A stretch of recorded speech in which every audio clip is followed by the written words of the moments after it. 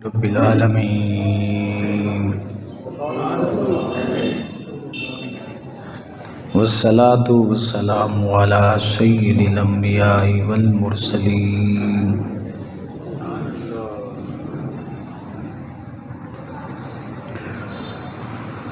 وعلى آله وأصحابه أجمعين.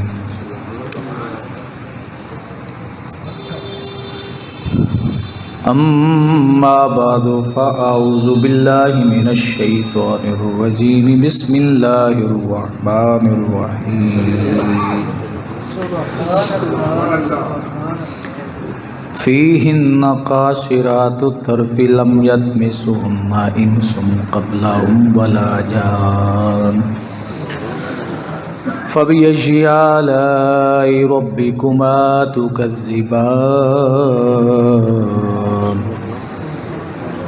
آمنت بالله صدق الله العظيم وبلغنا رسوله النبي الكريم الأمين. إن الله وملائكته يصلون على النبي يا أيها الذين آمنوا صلوا عليه وسلموا تسليما.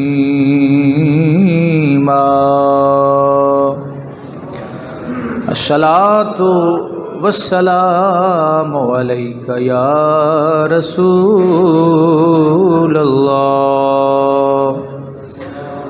الصلاة والسلام عليك يا سيدي يا رحمة للعالمين. الصلاة والسلام عليك يا سيدي يا رسول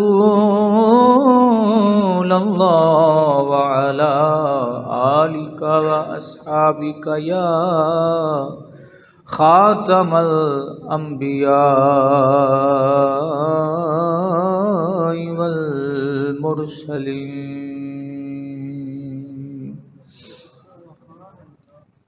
حمد و صلاۃ کے بعد معزز و محتشم احباب، گزشتہ جمعۃ المبارک پہ جنت کی نعمتوں کا اور کیفیت جنت کا تذکرہ ہوا تھا. اللہ رب العزت نے رسول پاک صلی اللہ علیہ وسلم کو جنت کا وارث بنایا ہے، اور آپ جس کے لیے چاہتے ہیں اس کا انتخاب فرماتے ہیں. اور احادیث سے ثابت ہے کہ حضور نے جنت تقسیم کی ہے. اللہ قرآن میں فرماتا ہے تلک الجنت اللاتی نورث من عبادنا من کان تقیا، کہ جنت کا ہم نے وارث بنایا ہے پرہیزگار لوگوں کو. تو جو کسی شے کا وارث بن جاتا ہے تو یقیناً وہ اسے عطا کرنے پر بھی قادر ہوتا ہے. تو جو محض متقی اور پرہیزگار ہے، رب ذوالجلال نے اسے جنت کا وارث جو ہے وہ بنایا. تو کائنات کے سارے پرہیزگار ایک طرف ہیں، اور میرے مصطفیٰ کریم علیہ السلام کی ظاہری زندگی کا کہ ایک لمحے کا تقویٰ جو ہے وہ ایک طرف ہے.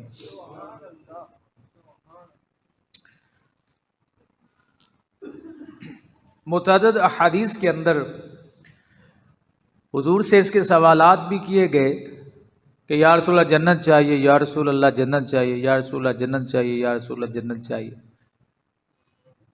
حضرت ربیعہ سے لے کر آخری صحابی تک، اور جناب صدیق اکبر رضی اللہ تعالیٰ عنہ سے لے کر حضرت ابو طفیل رضی اللہ تعالیٰ عنہ تک، جتنے بھی مصطفیٰ کریم علیہ السلام کے صحابہ ہیں، سب نے جنت کی خواہش کا اظہار کیا ہے. تو یہ اس دور کی عجیب مخلوق ہے جسے جنت کی ضرورت نہیں ہے. جو جنت کی توہین کرنے کو عشق و محبت سمجھتے ہیں، جیڑی جنت دا تو مان کرے نہ اس جنت مول نہ بڑساں تے جیڑی جہنم دے دوزخ دے تو تڑکے دینا اس طرح کے الفاظ ہے اس جہنم مول نہ سڑساں غلام فرید. اب دیکھیں یہ منسوب کس کو؟ حضرت غلام خواجہ غلام فرید صاحب رحمۃ اللہ علیہ. جس کے جو چیز چاہتا ہے وہ منسوب کر دیتا ہے. اپنے اندر کی غلاظتیں اللہ کے ولیوں کو منسوب کر دو تاکہ نہ کوئی دیکھے نہ کوئی پڑھے نہ کوئی کتابوں کی طرف جائے. غلام فریدہ یہ قبول کیتا نہ ایتھے سڑساں تے نہ اتھے وڑساں تے نہ اتھے سڑساں، اس طرح کے الفاظ. یار ایک طرف تو اللہ تعالیٰ کو دھمکی لگا رہے ہو، دوسری طرف یہ قبول کس نے کرنا ہے؟ پتہ چلا کہ تھوڑا سا مائنڈ لیول خراب ہو چکا ہے اور کچھ بھی نہیں ہے. ساری عطائیں اللہ رب العزت کی ہیں. اس طرح کے الفاظ تو کسی بندے کو کہہ دیں تو وہی ناراض ہو جاتے ہیں. رب ذوالجلال کی شان تو بہت بلند ہے. بس یہی جو جاہلانہ فکر ہے نا، میری ذاتی خواہش یہی ہوتی ہے کہ اس جاہلانہ فکر کو ختم کر کے رسول پاک صلی اللہ علیہ وسلم اور آپ کے صحاب نے اور آپ کی امت کے کامل صحیح العقیدہ اولیاء نے، بلکہ ولی ہوتا ہی وہ جو صحیح العقیدہ ہو، ان کی جو انہوں نے ہمیں تعلیمات دینیہ عطا فرمائی ہیں اس پر گامزن رہنا، یہی اسلام ہے اور یہی رسول پاک صلی اللہ علیہ وسلم کی خوشی اور آپ کی رضا کا یہ بہانہ ہے. تو رب ذوالجلال کے پاک انبیاء اولیاء انہوں نے جنت میں جانا ہے.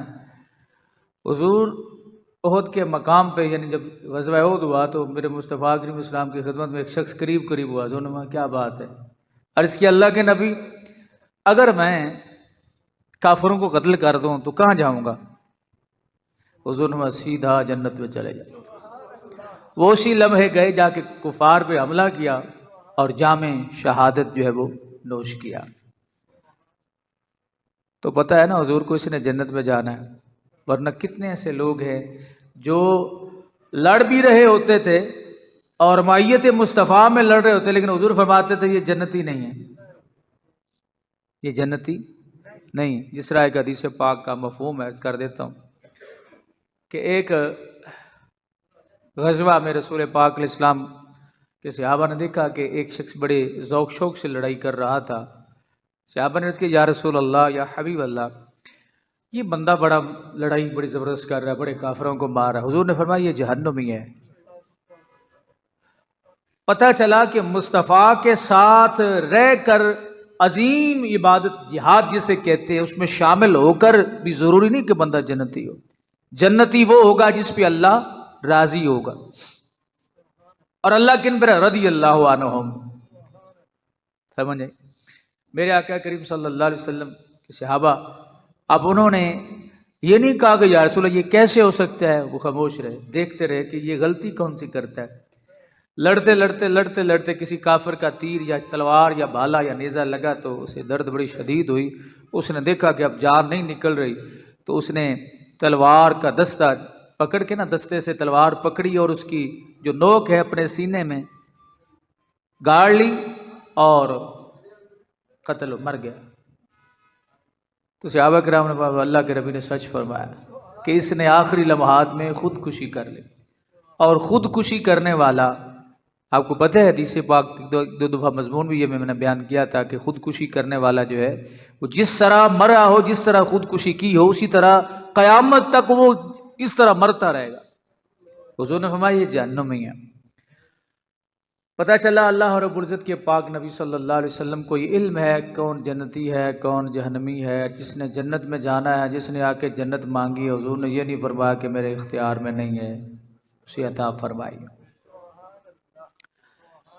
یا اللہ تیری جنت میں کیا ہے؟ فرمایا جوانی فنا نہیں ہوگی. جوانی، جس جوانی کو دنیا میں لٹایا اور جس جوانی کے ہاتھوں مجبور ہو کے اپنی قبر اور اپنے حشر کو، اپنے معاملات کو برباد کیا، دین و دنیا کو برباد کیا، اللہ فرماتا ہے ذرا آ کے دیکھ یہ فنا نہیں ہوگی. جوانی جنت میں فنا نہیں ہوگی. پہلا گروہ جو جنت میں جائے گا اس کے چہرے روشن ہوں گے 14ویں کے چاند کی طرح. 14ویں کے چاند کی طرح ان کے چہرے روشن ہوں گے. ان میں بغض نہیں ہوگا آپس میں. اور جنت میں اللہ رب العزت جو بیویاں عطا فرمائے گا خالق کائنات جل جلالہ، ان کے حسن اور ان کا جمال جو ہے، حسن بھی ہوگا جمال بھی ہوگا، اس کی مثال دنیا میں نہیں ملتی. جو اللہ رب العزت نے جنتی عورت کو خوبصورتی اور حسن جو ہے وہ عطا فرمایا. اور جنت میں کپڑا بھی ہوگا، جنت میں کپڑا بھی ہوگا. اگر جنت کا کپڑا دنیا میں پہنا جائے تو جو دیکھے بے ہوش ہو جائے، جو دیکھے بے ہوش ہو جائے گا. پتہ یہ چلا بعض لوگ سمجھتے ہیں کہ سستا کپڑا پہننے میں درویشی ہوتی ہے. یہ ہاتھی کے دانت کھانے کے اور دکھانے کے اور ہوتے ہیں. سمجھیں بات کی. اللہ رب العزت اگر نعمتیں عطا فرمائے، مال عطا فرمائے، تو یہ مصطفیٰ کریم علیہ السلام کا ہی حکم عالی شان ہے کہ اچھے کپڑے پہنو. لیکن میں بارہا یہ عرض کرتا ہوں، یہ اچھے کپڑے پہننے کا حکم جو ہے یہ مقتدیوں کے لیے ہے. کس کے لیے ہے؟ مقتدیوں کے لیے. نہ یہ خطیب صاحب کے لیے، نہ یہ امام صاحب کے لیے، نہ یہ مؤذن صاحب کے لیے، نہ یہ قاری صاحب کے لیے. کس کے لیے حکم ہے؟ صرف نمازیوں کے لیے حکم ہے کہ وہ خوبصورت اچھے مہنگے قیمتی سوٹ جو ہے وہ پہن کے نماز پڑھنے کے لیے آئے. لیکن امام صاحب نہ پہنے، مناسب نہیں ہوتا نا. پتہ نہیں انہوں نے کوئی اندر کھاتے کوئی ایسا کاروبار شروع کر رکھا ہو جسے سمگلنگ کہتے ہیں، ایسے ہی کہتے ہیں. تو یہاں سے یہ استدلال کیا جا سکتا ہے کہ جنت میں اعلیٰ کپڑا ہوگا، جنت میں اعلیٰ کپڑا ہوگا. اور میرے آقا کریم علیہ السلام فرماتے ہیں کہ اگر وہ کپڑا دنیا میں پہنا جائے تو جو دیکھے گا بے ہوش ہوگا. اب اس کپڑے کی کیفیت کیا ہوگی؟ اس سے خوشبو آتی ہوگی، اس کا رنگ خوبصورت ہوگا اور جناب اس کی اب یہ کپڑے والے ہی سمجھ سکتے ہیں. حاجی صاحب تشریف فرمایا، وہی سمجھ سکتے ہیں کہ جناب کہ کپڑے میں کیا کیا خصوصیت ہوگی جسے دیکھ کر بے ہوش ہو جائے بندہ. فرمایا جس جنت کا ایک انگور دنیا میں آئے تو پھلوں کے ذائقے ختم ہو جائے، اس جنت کا کپڑا دنیا میں آئے گا تو کیا بنے گا؟ جو اس کپڑے کو دیکھے گا بے ہوش ہو جائے گا. اور فرمایا کہ اس کپڑے کی یعنی لوگ جب دیکھیں گے نا تو لوگوں کی نگاہیں اس کا احاطہ یا اس پہ ٹک نہیں سکیں گے. اتنا خوبصورت وہ کپڑا اللہ رب العزت جو ہے وہ پہنائے گا. تو یہ میں نے عرض کر دیا تھا کہ جنت میں گانا نہیں ہوگا. ہوگا گانا ہوگا، گانا ہوگا جنت میں. واجے طبلے نہیں ہوں گے، گانا ہوگا. اور وہ کیا ہوگا؟ اللہ کی حمد ہوگی، رب کی پاکی جو ہے وہ بیان کی جائے گی. ادنا جنتی کے لیے، ادنا جنتی کے لیے 80,000 خدام. اللہ اکبر. کتنے خدام جی؟ 80,000 خدام. جنتی ادنا جنتی جو ہوگا اس کے لیے اللہ تعالیٰ 80,000 خدام جو ہے وہ عطا فرمائے گا. 80,000 خدام گننے کتنے مشکل ہے. دائیں طرف سے شروع ہوں، 1 2 3 4 5 6 7 8 80,000 بندہ. یعنی بات وہیں پہ آگے نا، یؤمنون بالغیب. اور عقل کو دخل نہ دیں تو بہتر ہوگا. اگر عقل کو دخل دیں گے تو نہ جنت کی نعمتیں سمجھ میں آئیں گی اور نہ جنت کے انعامات سمجھ میں آئیں گے، نہ جنت کا کپڑا سمجھ میں آئے گا، نہ وہ خدام، وہ بھی نعمت ہے، وہ سمجھ میں نہیں آئے گی. 72 بیویاں ہوں گی اور ان کو ایسے تاج ملیں گے کہ اس میں اللہ اکبر موتی مشرق اور مغرب کے درمیان ایسے موتی اس میں لگے ہوئے ہوں گے کہ جو مشرق اور مغرب کے درمیان کو روشن کر دیں. اور اگر مسلمان اولاد کی خواہش کرے گا تو اس کا حمل اور وضع اور پوری عمر یعنی 30 سال کی خواہش کرتے ہی ایک ساتھ میں ہو جائے گی.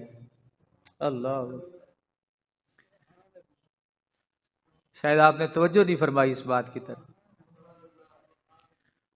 اگر مسلمان اولاد کی خواہش جنت میں کرے گا کہ یا اللہ چاند جیسا بیٹا ہو، تو اس کا حمل اور وضع حمل پوری عمر یعنی 30 سال کی خواہش کرتے ہی ایک ہی لمحے میں ہو جائے گی۔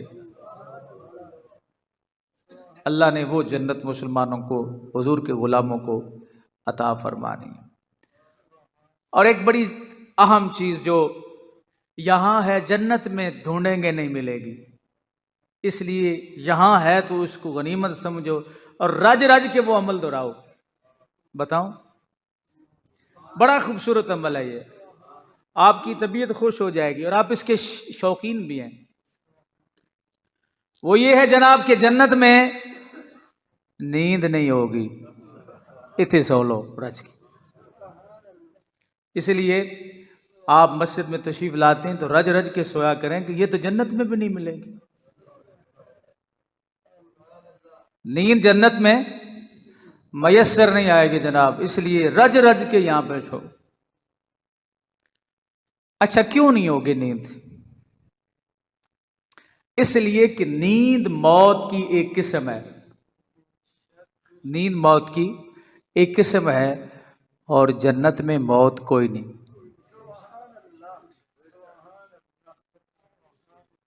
سمجھ آئی بات جی؟ نیند موت کی ایک قسم ہے، جنت میں موت نہیں ہے تو لہذا نیند بھی نہیں ہے۔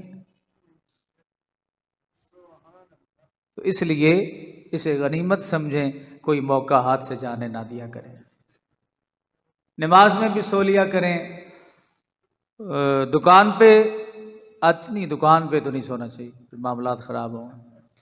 نماز میں سو لیا کریں، دکان پہ سو لیا کریں، کاروبار میں سو لیا کریں، چلے گاڑی چلا رہے ہو، موٹر سائیکل چلا رہے تب بھی سو لیا کریں، یہ غنیمت سمجھتے ہوئے کہ نیند کی نعمت جو ہے وہ دنیا میں ہے، جنت میں نیند کوئی نہیں ہوگی۔ میرے آقا کریم اسلام فرما رہے ہیں جنت میں نیند نہیں ہوگی۔ ایک حکمت اس کی یہ بھی علماء بیان کرتے ہیں، اللہ رب العزت سوتا نہیں ہے، وہ نیند سے پاک ہے، لیکن وقت کے بدلنے سے، جگہ کے بدلنے سے نعمتوں میں تبدیلی، ان کی نوعیت میں تبدیلی ہوتی۔ اگر دنیا میں نیند نہ ہو تو انسان زندہ نہیں رہ سکتا۔ یہ بڑے مجرموں کو بڑی سزائیں نا بعض یہ بھی دی جاتی بعض ملکوں میں کہ ان کو سونے نہیں دیتے۔ آپ کسی کو 3-4 دن نہ سونے دیں، وہ کہے گا مجھے گولی مار دو لیکن سونے دو۔ تو نیند جو ہے یہ بھی اللہ تعالیٰ کی نعمت ہے، دنیا میں ہے، جنت میں ایک لمحہ بھی ایسا نہ جائے کہ اللہ تعالیٰ کی نعمتوں سے آپ نیند کی وجہ سے جنت میں محروم رہ جائیں۔ جنتی جب جنت میں جائیں گے، ہر ایک اپنے اعمال کی مقدار سے مرتبہ پائے گا، کوئی اونچا، کوئی نیچا، کوئی درمیان میں، اس کے فضل کی حد نہیں ہے، اس کی مرضی ہے۔ حضرت ثوبان رضی اللہ تعالیٰ عنہ عرض کرتے ہیں یا رسول اللہ، یا حبیب اللہ، حضور نے فرمایا یہ کیا ہے، روزانہ آ جاتے ہو، بیٹھ جاتے ہو، شام تک بیٹھے رہتے ہو، جاتے ہی نہیں ہو۔ عرض کرتے ہیں یا رسول اللہ گھر دل نہیں لگتا۔ میرے آقا نے فرمایا کیوں؟ حضور نے پوچھا تو آپ نے رونا شروع کر دیا۔ سرکار آپ فرماتے ہیں روتے کیوں؟ عرض کرتے ہیں یا رسول اللہ، یا حبیب اللہ، یہاں جب دل تڑپتا ہے آپ کی دید کے لیے تو آ جاتے ہیں، سارا دن بیٹھ کے آپ کی دید کرتے ہیں، پتہ نہیں جنت میں آپ کی زیارت ہوگی کہ نہ، جنت میں آپ کی زیارت ہوگی کہ نہ ہوگی۔ میرے آقا نے فرمایا نہ پریشان نہ ہو، تو جس سے محبت کرتا ہے نا، اللہ تجھے اسی کے ساتھ جنت میں رکھے گا۔ یا رسول اللہ میں نے تو وہاں رہنا ہے جہاں آپ رہیں گے، جہاں آپ رہیں گے۔ حضور نے فرمایا میں نے کیا جو دیا ہے نا کہ جہاں تو جس سے محبت کرتا ہے اسی کے ساتھ ہوگا۔ تو یہ اسی مضمون کے متعلق کسی نے کہا تھا نا کہ جنت میں پہنچ کر بھی مجھے قرار نہیں، جنت میں پہنچ کر بھی مجھے قرار نہیں، یہ کوئی اور جگہ ہے مقام یار نہیں، جنت میں پہنچ کر بھی مجھے قرار نہیں، یہ کوئی اور جگہ ہے مقام یار نہیں۔ میرے آقا فرمانے لگے او میرے غلام، تو جس سے پیار کرتا ہے اسی کے ساتھ جنت میں ہوگا۔ یا رسول اللہ، میں تو اس جگہ پہ جاؤں گا جہاں تو ہوگا۔ سب فرما دیا میرے مصطفیٰ نے، پریشان نہیں ہونا۔ حضور نے فرمایا میں نے کہہ دیا تو اسی جگہ پہ ہوگا۔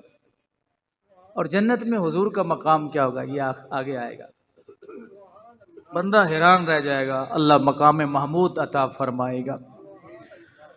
سبحان اللہ سبحان اللہ۔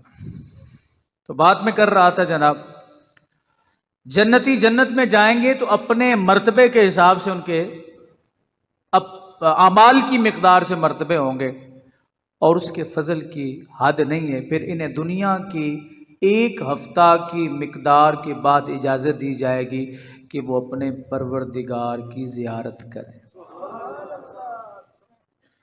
کس کی زیارت کریں؟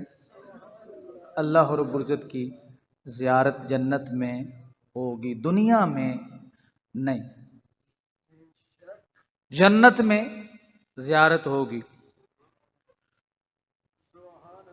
جو اللہ رب العزت نے قرآن شریف میں فرمایا نا لا تدرک الابصار، اس کا مطلب بعض لوگوں نے غلط لے لیا کہ دنیا میں اللہ تعالیٰ کو کوئی دیکھ نہیں سکتا، حالانکہ یہ مطلب نہیں ہے اس کا۔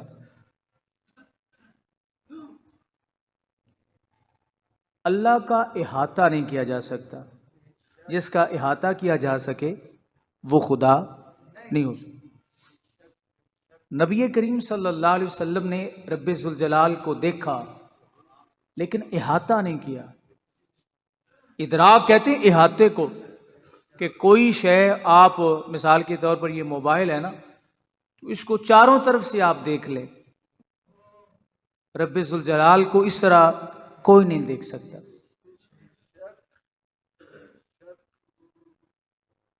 اور رب ذوالجلال کو صرف اور صرف دیکھا ہے حضور نے، اس لیے کہ جب اللہ تعالیٰ نے اپنا دیدار اپنے مصطفیٰ کو کروایا ہے تو اس وقت حضور دنیا میں نہیں تھے، اور یہ معجزہ معراج آخرت کے حکم میں ہے۔ کیونکہ جب لوگ پڑھتے نہیں ہیں سنتے نہیں ہیں نا، تو پڑھتے نہیں ہیں سنتے بہت کچھ ہے، جو بھی سنا بس اس کو سمجھا کہ یہ ٹھیک ہے، پڑھا نہیں۔ کیونکہ اب پڑھنے کی ضرورت خطباء کو نہیں رہی، پڑھنے کی ضرورت علماء کو نہیں رہی، دو چار کلپ سن لیا اور نظام سسٹم اپنا چلا لیا۔ آپ سادے لوگ ہوتے ہیں اور بہت سارے لوگ بکھر جاتے ہیں، بہت سارے لوگ رستے سے ہٹ جاتے ہیں۔ اللہ رب العزت اپنے بندوں کو دیدار کرائے گا، ایک ہفتہ کی مقدار کے بعد اجازت دی جائے گی کہ اپنے رب کی زیارت کریں، اور عرش الہی ظاہر ہوگا، عرش الہی ظاہر ہوگا، اور جنت اللہ عز و جل جنت کے باغوں میں سے ایک باغ میں جلوہ فرما ہوگا، ایک باغ میں رب ذوالجلال جلوہ فرما ہوگا۔ اللہ کے بندے اللہ کو، اب حدیث پاک میں آتا ہے کہ بعض لوگ رب ذوالجلال کا دیدار 6 مہینے بعد کریں گے، بعض سال بعد بھی کریں گے، اور بعض اللہ رب العزت کا دیدار جو ہے وہ ہر مہینے کریں، اور بعض اللہ رب العزت کا دیدار ہر ہفتے کریں گے، ہر ہفتے دیدار کریں گے، بعض ہر روز کریں گے، بعض ہر وقت کریں گے۔ مصطفیٰ کریم علیہ السلام جب اللہ رب العزت کی بارگاہ سے واپس آنے لگے تو حضور نے یہی مطالبہ کیا رب ذوالجلال سے، معراج کیا، یا اللہ تیرے جلووں میں رہ کے جانے کو جی نہیں چاہتا۔ رب ذوالجلال نے فرمایا میرے محبوب جب تم فرض نماز پڑھو گے پڑھاؤ گے تو میں تیرا رب ہوں، تیرے ساتھ وعدہ کرتا ہوں کہ یہ عرش الہی والا دیدار جو ہے وہ فرض نماز کے ہر سجدے میں تجھے کرواؤ۔ تو میرے مصطفیٰ کی شان یہ ہے کہ آپ اللہ رب العزت کو، رب ذوالجلال کو، اللہ کی زیارت جس طرح رب ذوالجلال کی شان ہے اس کے مطابق آپ نماز فرض نماز کے اندر حضور علیہ الصلوۃ والسلام کو اللہ رب العزت اپنا دیدار کرواتا. اللہ اکبر. اچھا، جنتیوں کے لیے ممبر بچھائے جائیں گے جناب، نور کے ممبر، موتی کے ممبر، یاقوت کے ممبر، زبرجد کے ممبر، سونے کے ممبر، چاندی کے ممبر. سونے چاندی کے ممبر جب بچھائے جائیں گے تو پھر کیا ان کے ساتھ سلوک کرنا چاہیے؟ اٹھا لینے چاہیے. چاندی کے ممبر، اور ان میں ادنا جو ممبر ہوں گے مشک اور کافور کے ہوں گے، اور مشک اور کافور کے ٹیلے پر وہ بندہ بیٹھے گا. کون؟ مومن بیٹھے گا. یہ کیا شان رب ذوالجلال عطا فرما رہا ہے. اور 14ویں رات کے چاند کو ہر ایک اپنی اپنی جگہ سے دیکھتا ہے کہ اس کا دیکھنا دوسرے کے لیے مانے نہیں ہے.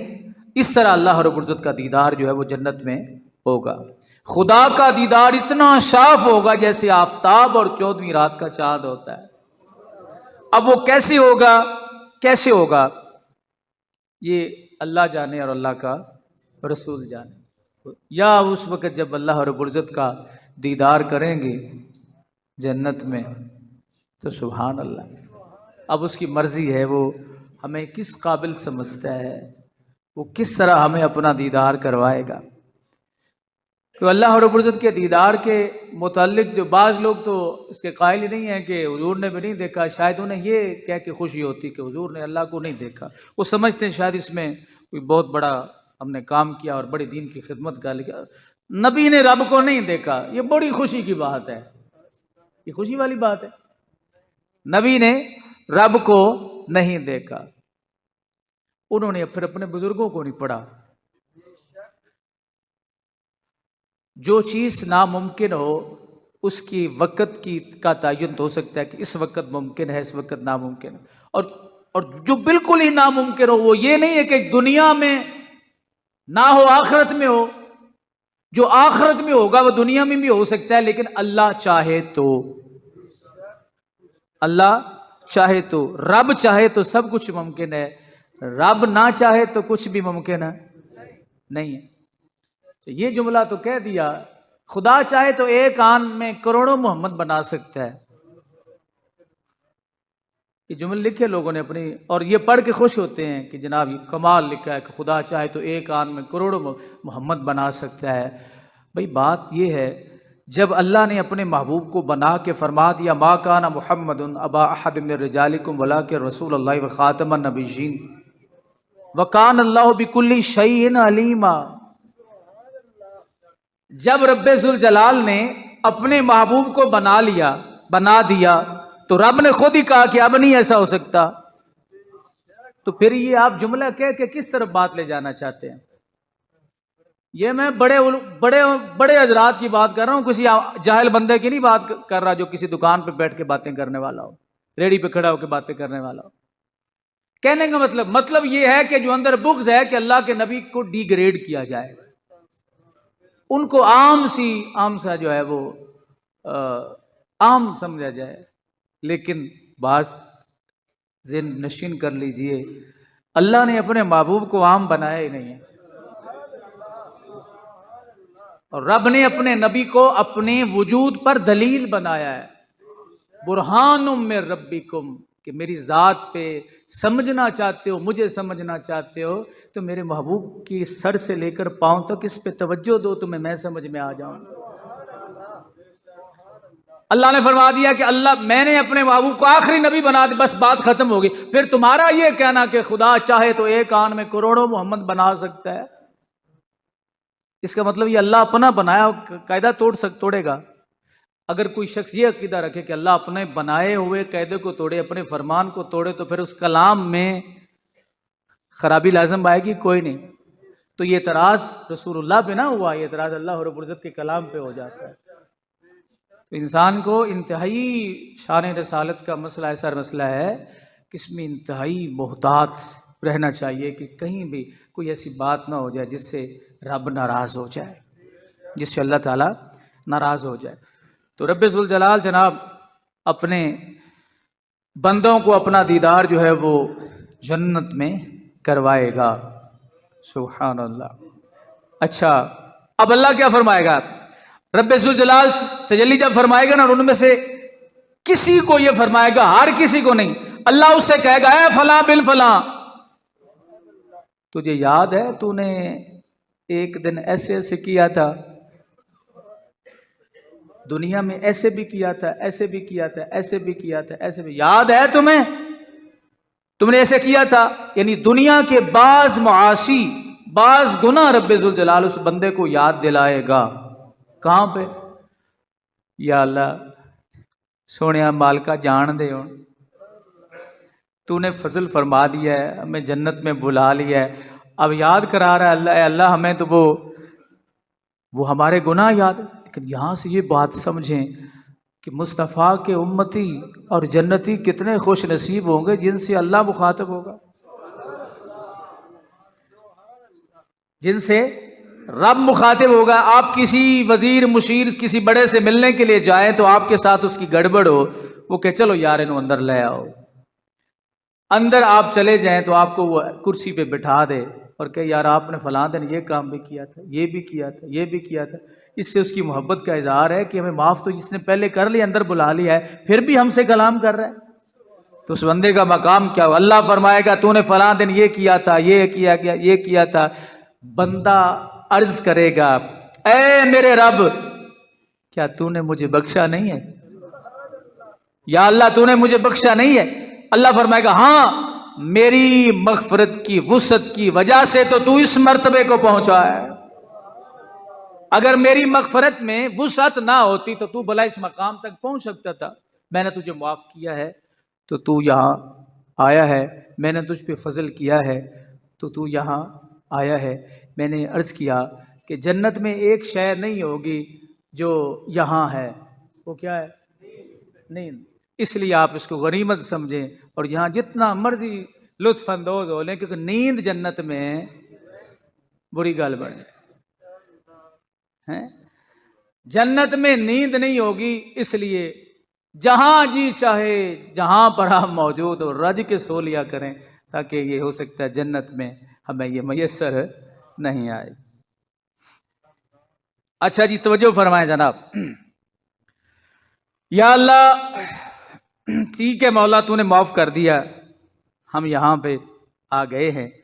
وہ سب اس حالت میں ہوں گے کہ ایک ابر چھائے گا اور ان پر خوشبو برسائے گا، اس کی سی خوشبو لوگوں نے کبھی نہ پائی تھی، اور اللہ عز و جل فرمائے گا جاؤ اس کی طرف جو میں نے تمہارے لیے عزت تیار کر رکھی ہے، جو چاہو لو۔ لوگ پھر بازار میں جائیں گے،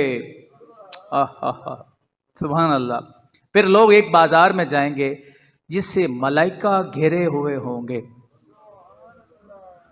اس میں وہ چیزیں ہوں گی کہ ان کی مثل نہ آنکھوں نے دیکھی، نہ کانوں نے سنی، نہ قلوب پر ان کا خطرہ گزرا، اس میں سے جو چاہیں گے اس کے ساتھ کر دی جائیں گی، اور خرید و فروخت نہ ہوگی۔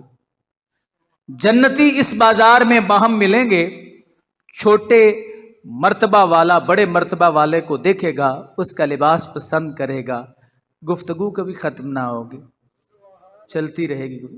یار یہ ذرا کیفیت دیکھو نا کیسی بازار کی، جنت کیا بازار لگا ہے، جنت کا بازار لگا ہے، یہ عام بندوں کے لیے ہے، تو جو جنت کا سردار ہے اس کی شان کیا ہو؟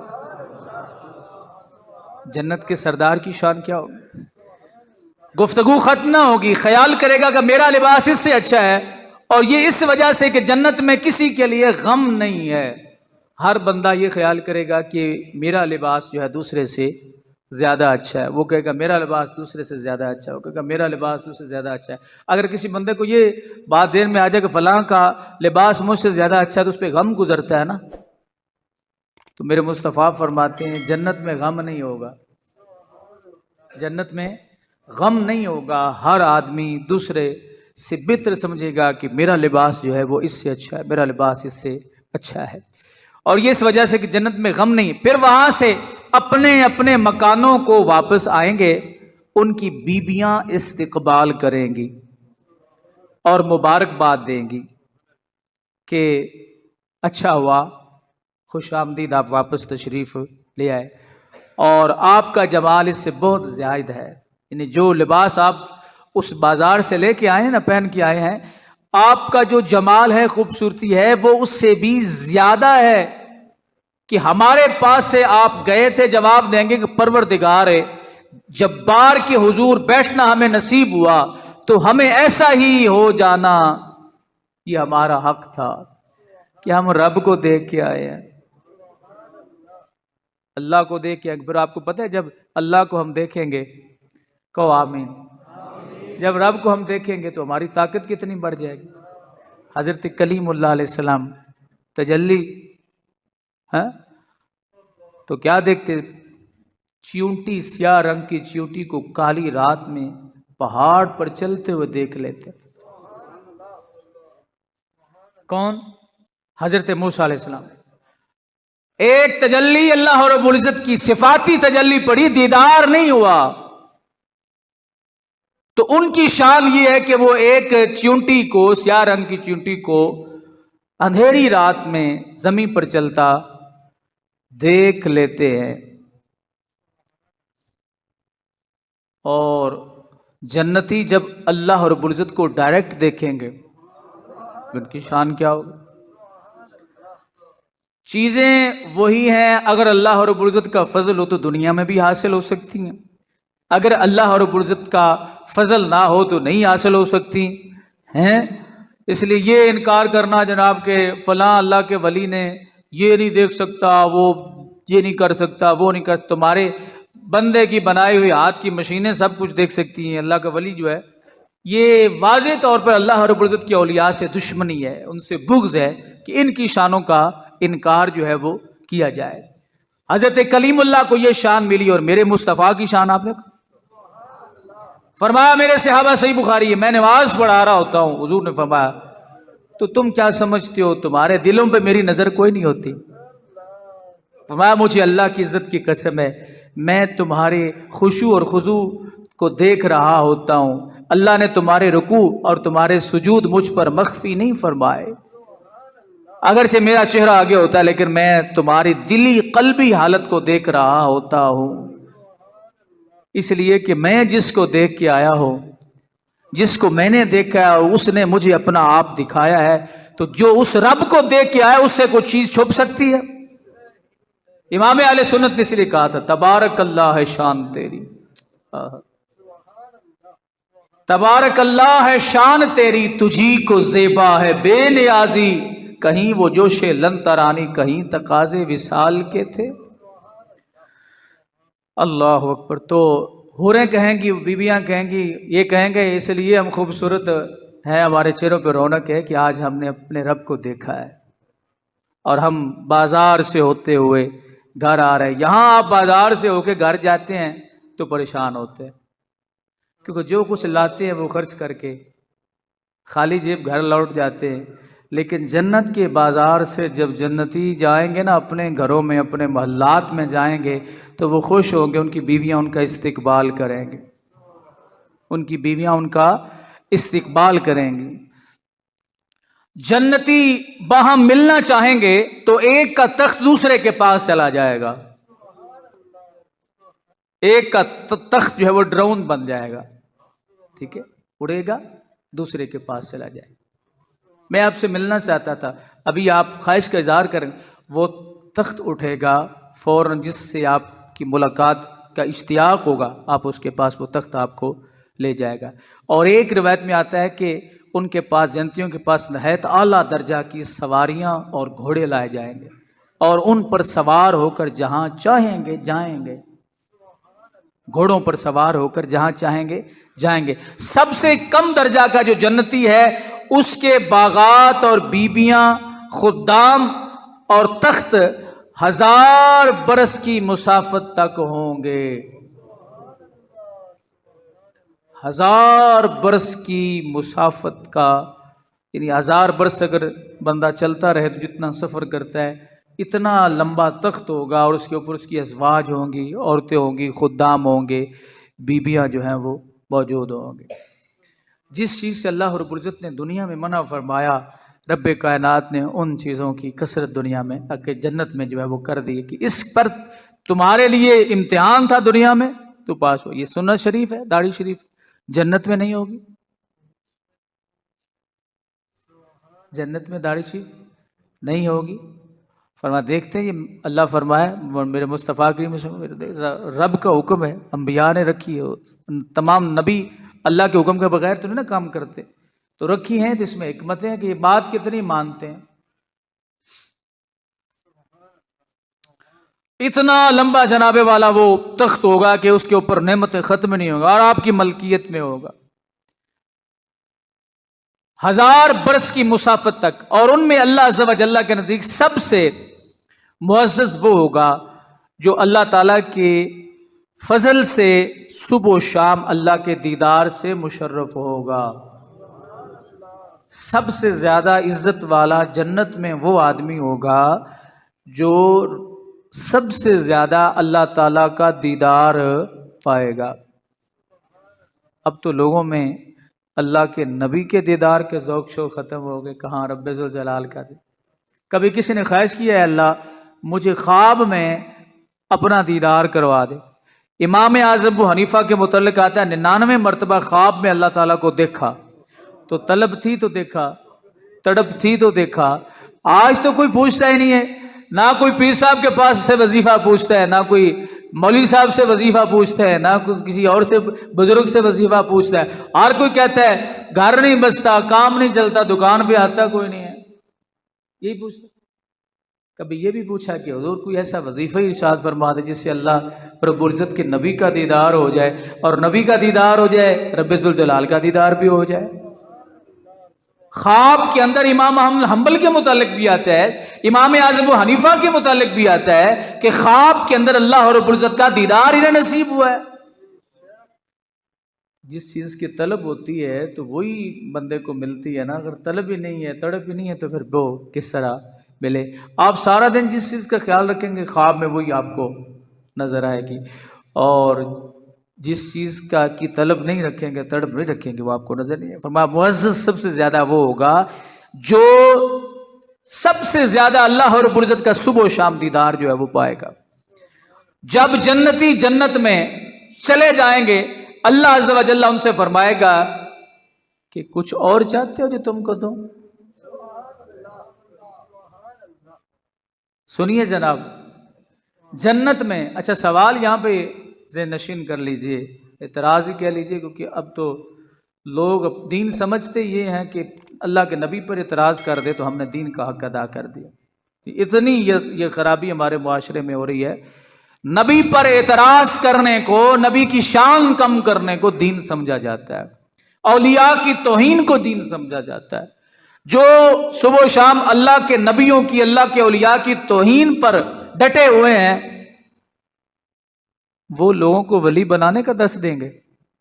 وہ تو اولیاء سے ویسے لوگوں کو متنفر کر رہے ہیں کہ کوئی اس رستے پر آئے ہی نہ۔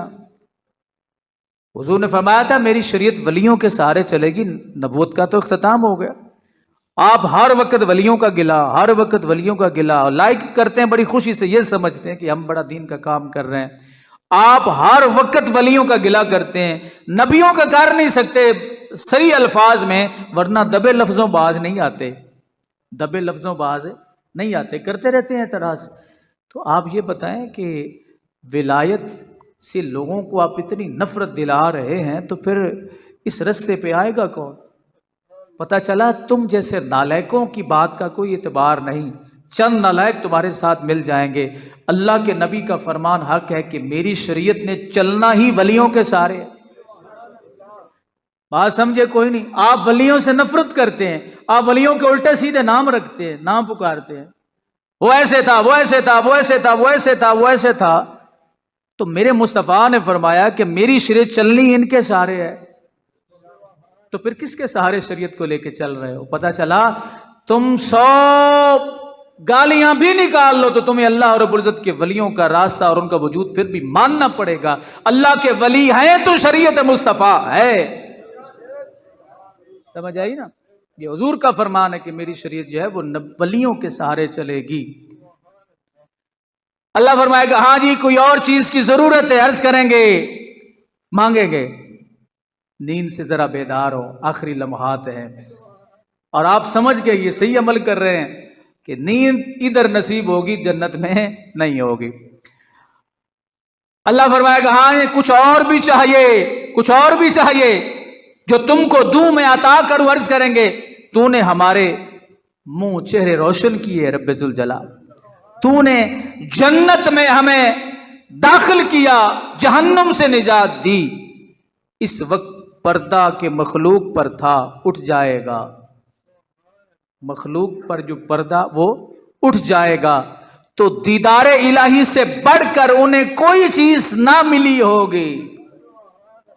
رب فرمائے گا نا کہ اور کوئی چیز چاہیے تو یہ عرض کریں گے دوسرے لفظوں میں، یہ عرض کریں گے یا اللہ اس سے بڑھ کے کیا ہو سکتا ہے کہ تو نے اپنا آپ ہمیں دکھا دیا، اپنا دیدار کروا دیا۔ پتہ چلا دیدار اعلیٰ ہے یا نماز اعلیٰ ہے؟ نہیں سمجھے؟ فلاں کی زیارت کے لیے نہ جاؤ، فلاں کی زیارت کے لیے نہ جاؤ، آخری جنت میں جو اللہ رب العزت پیشکش فرمائے گا نا کہ تمہیں کیا چاہیے، کوئی اور شے چاہیے، تو ان کا پھر یہی اظہار ہوگا کہ یا اللہ ایک باری مڑ تو دکھا دے اپنا آپ، یا اللہ اپنا دیدار کراتا جا، اپنا دیدار کراتا جا، اپنا دیدار کراتا جا۔ اللہ رب العزت جب جنتیوں کو اپنا دیدار کرائے گا تو ایک روایت میں آتا ہے 80,000 سال تک اللہ رب العزت کے دیدار کا نشہ ہی نہیں اترے گا۔ یہ جنت کس کے لیے بنائی رب نے؟ یہ ہمارے لیے بنائی ہے۔ یہ کس کے لیے بنائی ہے؟ ہمارے لیے بنائی، اور ہمیں اپنے نبی کی رحمت پر یقین ہے کہ رب ذوالجلال اپنے محبوب کو وہ اختیار عطا فرمائے گا۔ ہم میں سے کوئی بھی اپنی سزا جب لے چکے گا نا جہنمی رستے سے، تو اللہ رب العزت بالآخر فرمائے گا خلود فی النار دشمنوں کے لیے، تمہارے لیے نہیں، مصطفیٰ کے غلاموں کے لیے نہیں ہے، آ جاؤ۔ کسی نے اس لیے کیا خوب کہا کہ دوزخ میں تو کیا میرا سایہ نہ جائے گا، دوزخ میں تو کیا میرا سایہ نہ جائے گا، دوزخ میں تو کیا میرا سایہ نہ جائے گا، کیونکہ رسول پاک سے دیکھا نہ جائے گا، کیونکہ رسول پاک سے یہ دیکھا نہ جائے گا۔ اس لیے یہ 2 جمعۃ المبارک پر یہ مضمون آخری بات عرض کر رہا ہوں، میں نے اس لیے شروع کیا کہ ہمارے معاشرے میں ایسے کلام پڑھے جاتے ہیں جس میں جنت کی توہین ہوتی ہے، تو جب بھی کوئی شخص کوئی بھی نام نہاد ایسا کلام پڑھ رہا ہو تو خدا کا نام ہے سر نہ ہلایا کرے، اگر آپ کچھ بھی نہیں بول سکتے تو اپنے چہرے پہ ناراضگی ضرور لایا کرے، کیونکہ جنت اللہ تعالیٰ کے نبیوں کا، ولیوں کا مسکن ہے، ان کے رہنے کی جگہ ہے، اور اہل سنت و جماعت کا یہ عقیدہ ہے کہ جو اللہ کے ولی، اللہ کے نبی کے مسکن کی توہین کرتا ہے، اس کے گھر کی توہین کرتا ہے، جہاں نبیوں نے ٹھہرنا ہے اس جگہ کی توہین کرتا ہے، وہ گمراہ ہے۔ سار نہیں لانا، کوئی کہہ رہا جنت کی ہمیں لوڑ نہیں ہے، اللہ نے جب قیامت والے دن تمہیں پکڑا نا اور رب نے کہا چلنا جہنم میں، تو کہے گا یا اللہ جنت کے صرف دروازے پہ تھوڑی سی جگہ مجھے دے دے۔ آپ حضرات سب سے بڑی زیادتی اس وقت یہ کرتے ہیں جب ایسا کلام پڑھا جاتا ہے، یہ سارا علماء پہ ڈالتے ہیں آپ کہ یہی بولنے ہیں، ہم نے نہیں بولنا کہ آپ نے رسول اللہ کا کلمہ نہیں پڑھا۔ آپ کا حق بنتا ہے جہاں بھی اہل بیت کی توہین دیکھیں، جہاں بھی کسی رسول اللہ کے صحابی کی توہین دیکھیں، جہاں جنت کی توہین دیکھیں، اللہ کی نعمتوں کی توہین دیکھیں، تو کم از کم بول نہیں سکتے تو چہرے پہ تھوڑا سا، آپ تو اوپر سے نوٹ چھوٹ پھینکنا شروع کر دیتے ہیں، یہ نہیں دیکھتے کیا کر رہے، چہرے پہ ناراضگی تو لائے نا۔